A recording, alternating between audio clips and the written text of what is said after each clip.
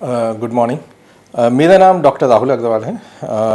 आज हम बात करेंगे कि एक नॉर्मल इंसान सुनता कैसे है। हमारे पास कई पेशेंट्स आते हैं जिनकी एक क्वेरी रहती है सुनाई देने के ऊपर।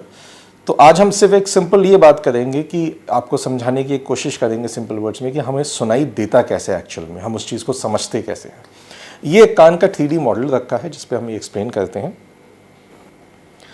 ये अपना कान का जो 3D मॉडल है, इसमें अपन देखें, ये बाहर से जो हमें कान दिखता है और ये कान की नली। इस नली के बाद ये जो ब्लू कलर है ये कान का पर्दा। तो ये एक्सटर्नल पार्ट ऑफ एयर होता है जिसको हम कान का बाहर का हिस्सा बोलते हैं। कान को हम 3 पार्ट में डिवाइड करते हैं, एक्सटर्नल, मिडल और इंटरनल पार्ट। जो कान का पर्दा है इसके पीछे 3 सुनने की हड्डियां होती हैं, मेलियस, इनकस, स्टेपीस। ये जो गोल हड्डी है उसको स्टेपीस बोलते हैं। ये 3 हड्डियां होती हैं और मध्य भाग में हवा भरी होती है। ये हवा का आवागमन एक नली द्वारा होता है जिसको हम यूस्ट्रेन ट्यूब बोलते हैं। ये नली नाक के पीछे जाके जुड़ती है। जो कान की सबसे छोटी हड्डी होती है, स्टेपीस, ये एक ऑर्गन से जाके जुड़ती है जिसको हम कॉक्लियर वेस्टिबुलर ऑर्गन बोलते हैं। कॉक्लिया जो ये स्नेल जैसी दिख रही है गोल गोल, ये कॉक्लिया। इसके पीछे सुनने की नस होती है जो ये आवाज़ को ब्रेन तक लेके जाती है। बेसिकली जो भी हम आवाज़ आती है, आवाज़ एक साउंड वाइब्रेशन होता है।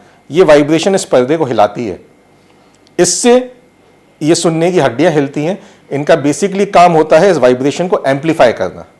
एक बार ये एम्पलीफिकेशन होता है, फिर ये वाइब्रेशन का जो कॉक्लिया होती है उसका काम होता है इस वाइब्रेशंस जो आ रही हैं, इस वाइब्रेशन को इलेक्ट्रिकल इंपल्स में कन्वर्ट करना।